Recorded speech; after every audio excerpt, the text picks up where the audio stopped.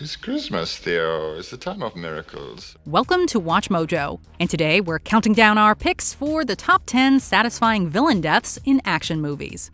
I'll tell you everything. Yes, I know you will. For this list, we're looking at the deaths of antagonists in action movies that gave us the most pleasure. And of course, if you haven't seen any of these movies, there will be spoilers ahead. What action movie villain did you relish seeing perish? Let us know in the comments. Number 10. Howard Payne, Speed. Dennis Hopper was an expert at playing villains you love to hate, and Howard Payne is a character we cannot wait to see get his comeuppance. You couldn't understand the kind of commitment that I have. You're in a man's life's work, and you think you can walk away. You got blinders on to the world. But I got your attention now, didn't I, Jack? A bomb squad officer turned terrorist, Payne rigs a bus with an explosive that will go off if the vehicle goes any slower than 50 miles per hour. There is a bomb on this bus. If we slow down, it'll blow. If anyone tries to get off, it'll explode. While the crazed Payne is certainly intelligent, he's not incapable of being outsmarted. As his scheme falls apart, Payne completely loses his head. And we mean that literally. It's a shame he couldn't have used his passion and intellect for more noble causes. Number 9. Bennett, Commando. While characters with facial hair aren't inherently evil, Bennett's mustache certainly adds to his menace. I'll be back, Bennett. John? I'll be ready, John. The bad guy in one of Arnold Schwarzenegger's best pure action movies, Bennett is utterly ruthless in his quest for revenge against his former commanding officer, John Matrix. This includes holding Matrix's daughter hostage and demanding Matrix carry out an assassination. Colonel Matrix, if you kill President Velasquez, I will send her back to you. If you try anything else, I will mail her to you in pieces. But as cocky as Bennett acts, even he knows that Matrix is an impossibly tough adversary. This is proven when Matrix kills him with a steam pipe. Let off some steam, Bennett. They say revenge is a dish best served cold. But in this case, steaming hot will do just fine. Number 8. Cyrus the Virus Grissom, Con Air.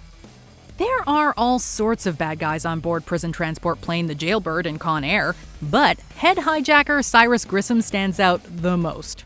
Cyrus is a poster child for the criminally insane. He's a true product of the system. A career criminal whose rap sheet is longer than Nicolas Cage's mullet, Grissom, played by John Malkovich, is a man with nothing to lose except his life. Where are you going with my plane, Cyrus?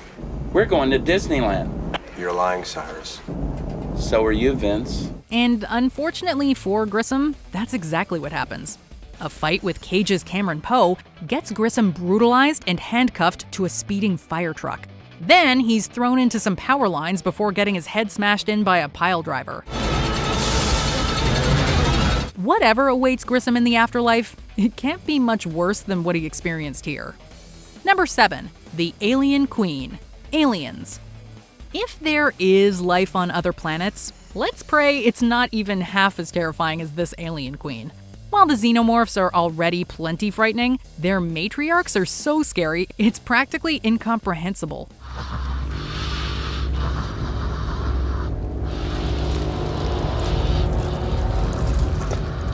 Not only are they absolutely massive, but they'll stop at nothing to protect their nests. We see this repeatedly demonstrated in James Cameron's Aliens, still one of the best sequels ever made. But while the Queen's physique and intellect are superior among her species, they're no match for Ellen Ripley. Get away from her, you bitch! On board the spaceship Sulaco, the Queen receives a thorough thrashing from Sigourney Weaver's hero before being expelled into the expanse of space. The Queen is dead, and we'll leave it at that. Number 6. Commodus, Gladiator. Daddy issues plus an unquenchable lust for power equals Emperor Commodus, played by Joaquin Phoenix in a truly despicable performance.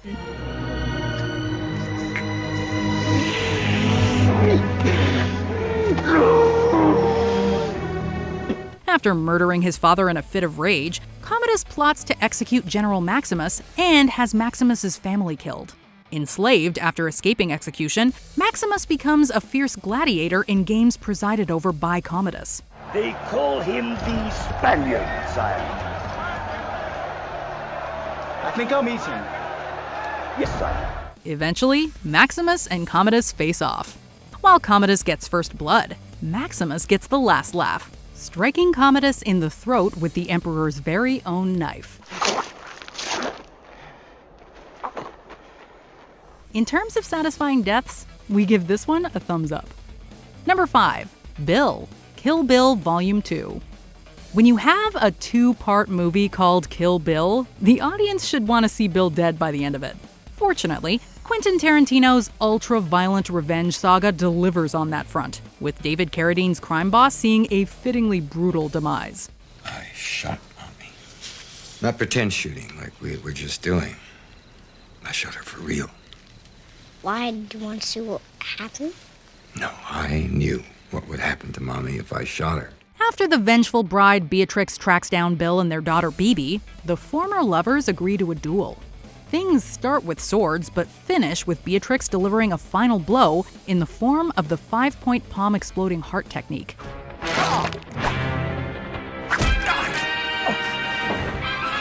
That's not something you can just walk off. And while Bill accepts his imminent death with grace, it's still satisfying to know he lost, fair and square.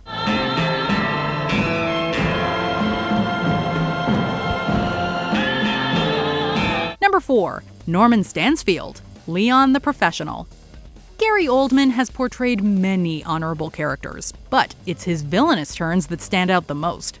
Bring me everyone. What do you mean everyone?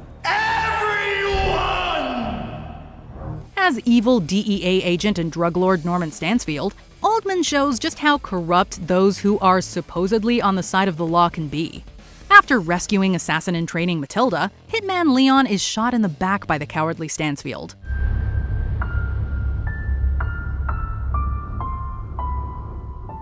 But Stansfield isn't getting out in one piece. Or at all. As a parting gift, the dying Leon gives Stansfield a whole bunch of grenades, leading to a literally explosive end. It's a fitting send-off for someone with such little regard for the lives of others. Number 3. The T-1000, Terminator 2, Judgment Day. In the first Terminator movie, we cheered as Sarah Connor defeated Arnold Schwarzenegger's merciless cyborg assassin. But in Terminator 2, the reprogrammed robot turned good, and we cheered as it toppled another Terminator, the shape-shifting T-1000. At the final showdown at a steel mill, the Model 101 is nearly defeated. But right before the T-1000 can kill young John Connor, Arnold is back. And much like the Wicked Witch of the West, the T-1000 is left melting. This is a bittersweet conclusion, as the Model 101 must also be destroyed in order to protect humanity's future. No, don't do it! Don't go! It has to end here. I order you not to go. I order you not to go. I order you not to go! Who would have thought a movie involving killer robots could be so emotionally resonant? Number 2. The Nazis, Raiders of the Lost Ark. We're always happy to see Nazis get defeated, but it's especially enjoyable in the first Indiana Jones film. I'm afraid we must be going now, Dr. Jones. Our prize is awaited in Berlin. After stealing the Ark of the Covenant, these hateful evildoers test its mysterious power in front of the captive Jones and Marion Ravenwood. Marion, don't look at it. Shut your eyes, Marion. Don't look at it no matter what happens. But while our heroes know to look away from the open dark, the Nazis are not as smart. What emerges is both electrifying as well as absolutely face-melting, and a testament to how well the special effects hold up.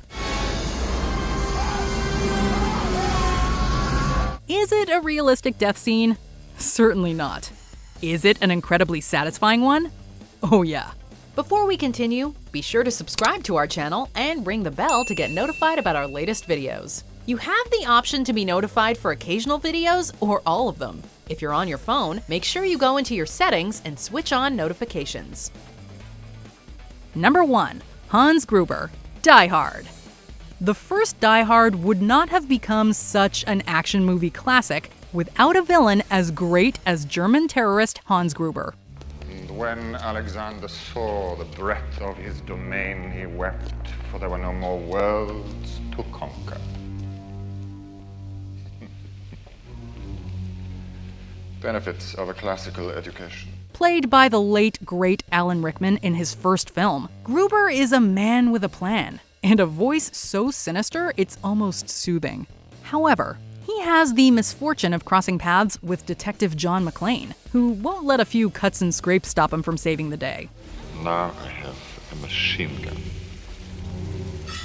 Ho, ho, ho.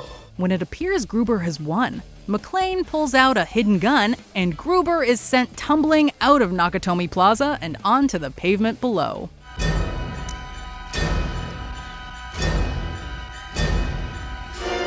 Rickman was also dropped on the count of 2 rather than the planned 3, in order to give Gruber the perfect shocked expression. Do you agree with our picks? Check out this other recent clip from WatchMojo, and be sure to subscribe and ring the bell to be notified about our latest videos.